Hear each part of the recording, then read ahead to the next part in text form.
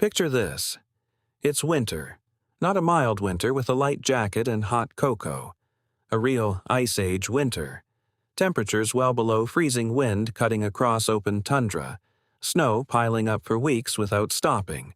Now picture yourself standing in that world with no shirt, no pants, no shoes. Nothing but your own skin.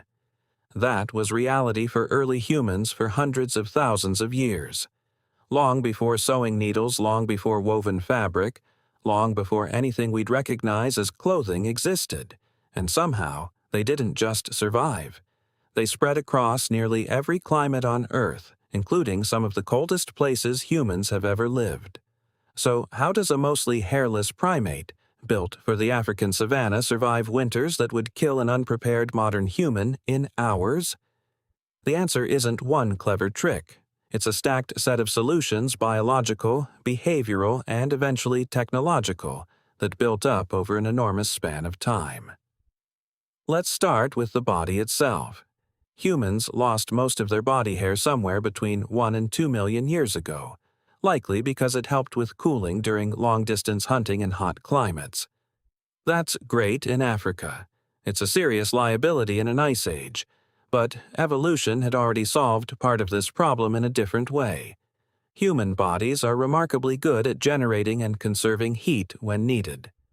Brown fat, a special type of fat tissue that generates heat by burning energy directly, is present in human infants and remains active in adults exposed to cold regularly.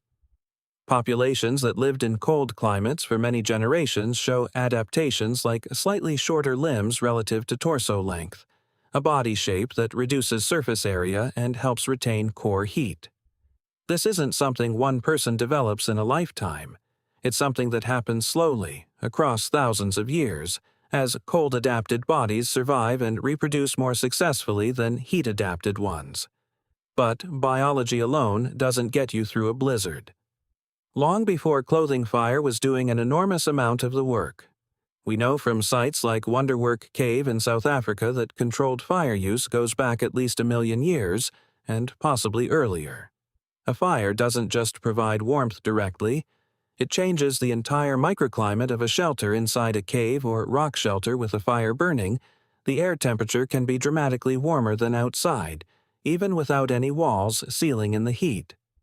Groups likely slept close together around a fire using their own combined body heat as an additional layer of warmth, a strategy still used by animals like penguins huddling in Antarctic winters, and shelter itself mattered enormously. Early humans didn't need to build heated houses. They needed to find or create small, enclosed spaces that blocked wind, because wind chill is often more dangerous than raw temperature. A person standing still in windless cold air can survive far longer than a person exposed to the same temperature with strong wind caves, rock overhangs, and later constructed shelters using branches, hides, and packed earth or snow, functioned primarily as wind barriers, keeping body heat from being stripped away. Now here's where it gets really interesting, because clothing did eventually enter the picture, and evidence for exactly when comes from an unexpected source.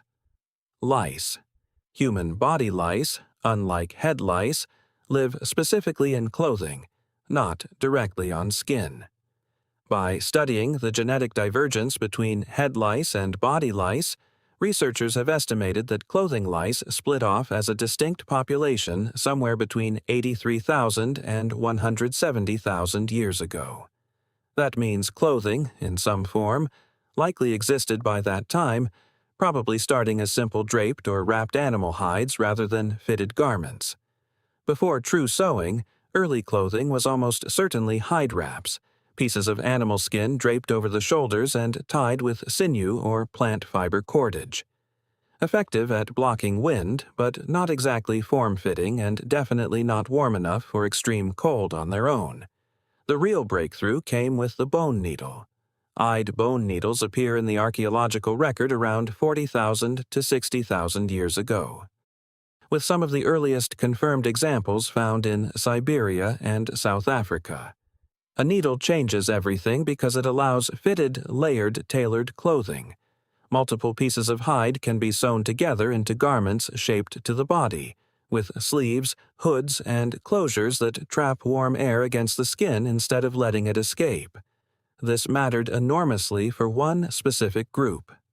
Neanderthals lived in Ice Age Europe for hundreds of thousands of years, and there's ongoing debate among researchers about whether they had sewn, tailored clothing, or relied mainly on draped hides. Some researchers argue this technological gap may partly explain why anatomically modern humans, who arrived in Europe with needle and thread sewing technology, were able to expand into colder regions more successfully during certain periods. It's not the whole story of what happened to Neanderthals, but clothing technology appears to have been a real advantage, and once tailored clothing existed, humans got remarkably sophisticated with it. At sites in Russia dating back roughly 30,000 years, burials have been found with thousands of ivory beads arranged in patterns that match sewn clothing outlines, suggesting elaborately decorated fur garments, not just functional wraps. Archaeologists studying Arctic indigenous clothing traditions, which preserve techniques with deep historical roots, have documented multi-layer systems. An inner layer of soft fur worn with the fur facing inward against the skin for warmth and moisture management, and an outer layer with fur facing outward to shed wind and snow.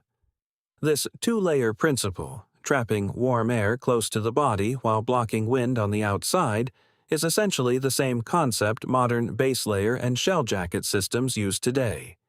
Humans figured out the physics of insulation working with animal hides, long before anyone understood thermodynamics as a science. Footwear mattered just as much as body coverings, because losing toes and feet to frostbite was a constant danger. Simple hide moccasins, sometimes stuffed with dry grass or moss for insulation, appear in the archaeological and later historical record across cold climate cultures worldwide.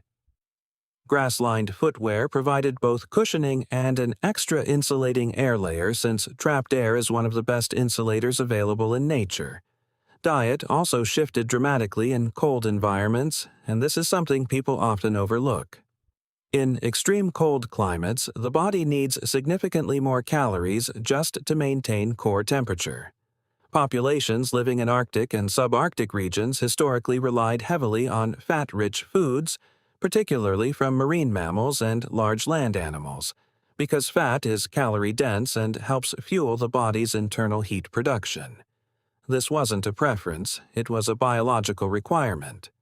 A diet too low in fat in extreme cold can lead to a condition sometimes called rabbit starvation, where a person can eat enough calories from lean protein alone and still starve, because the body can't process protein fast enough to meet energy demands without adequate fat intake. Social behavior played a role too. Living in tight-knit groups wasn't just about hunting efficiency or companionship. It was thermal survival strategy. Sleeping in close physical contact, sharing shelters, and rotating who slept in the warmest interior positions during the coldest nights were practical group survival behaviors, not just social preferences. So when you put all of this together, hairless but heat-adapted bodies, fire providing warmth and changing the shelter microclimate, wind-blocking shelters layered and eventually sewn, clothing developed from careful study of insulation fat-rich diets fueling internal heat production, and tightly bonded social groups sharing body heat and knowledge, you start to see that surviving an Ice Age winter wasn't luck. It was an enormous, accumulated body of knowledge, refined generation after generation, tested against the harshest possible conditions, where a single mistake in insulation or fire management could be fatal, and this knowledge didn't disappear. It became the foundation for everything that came after.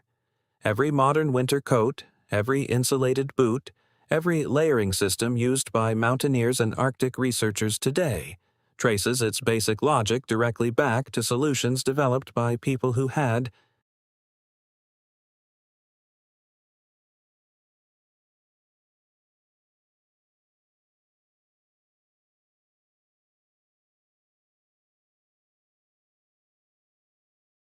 never seen a woven fabric, sitting in a cave, sewing hide together with a bone needle by firelight, trying to survive one more freezing night. They didn't have thermodynamics textbooks. They had trial error and an unforgiving environment that punished every wrong decision. And what they figured out worked well enough that some of the exact same principles are still keeping people warm in the coldest places on Earth today. Eventually, winter loosened its grip. Spring meant melting snow, softer ground, and the first real warmth in months. Groups began shedding their heaviest outer layers, the thick wind-blocking furs no longer necessary once temperatures climbed. Clothing that had meant survival just weeks earlier was carefully folded, cleaned, and stored, because everyone knew winter would return next year's cold just as unforgiving as this one. This entire system, biology, fire, shelter, clothing, diet, and social bonding didn't disappear when winter ended. It became inherited knowledge, passed down and refined by every generation that survived to teach the next. And the through line from that knowledge to today is more direct than most people realize.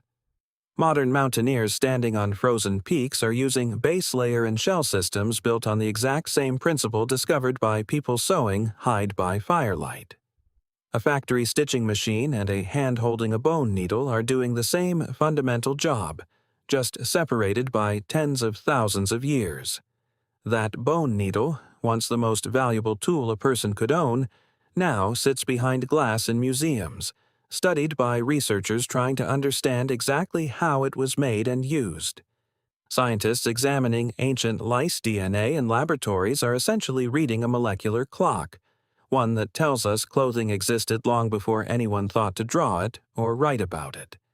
Archaeologists in Russia, carefully brushing dirt away from thousand-year-old ivory beads, are reconstructing garments that no longer exist, piece by piece. Meanwhile, life at camp continued its rhythm.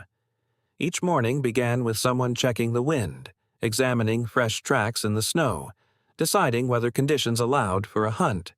Hunters moved out in full winter gear, silhouetted against pale skies following prey across frozen terrain, built entirely on instinct and experience passed down from those who came before them. When a hunt succeeded, the entire camp mobilized, processing the meat, drying, and smoking it for storage, setting aside fresh hide for the next round of clothing repairs. Firewood had to be gathered constantly. Dry branches pulled from beneath snow-covered canopies, carried back to keep every hearth burning. Tools were sharpened, garments mended, and hides stretched on frames to dry in the cold air. Children watched every step of this work, absorbing skills simply by observing, the way all critical knowledge was transmitted before anyone had a word for education. And when the working day ended, the group gathered again around the fire, the same ritual that had carried them through the entire season. Elders told stories, gestures animated by firelight while children listened, half asleep, memorizing survival lessons disguised as tales. Outside, snow fell silently. Stars emerged as storms cleared and the moon lit up valleys stretching for miles in every direction. Today, we can walk into any store and buy a coat built from synthetic insulation, engineered fabrics, and factory precision. But somewhere underneath all of that modern convenience is a direct line back to a hand threading sinew through a bone needle. The tundra that once nearly killed an unprepared, unclothed human being eventually became just another landscape people learned to live in. Not because the cold got easier, but because human beings got smarter about facing it, one freezing winter at a time.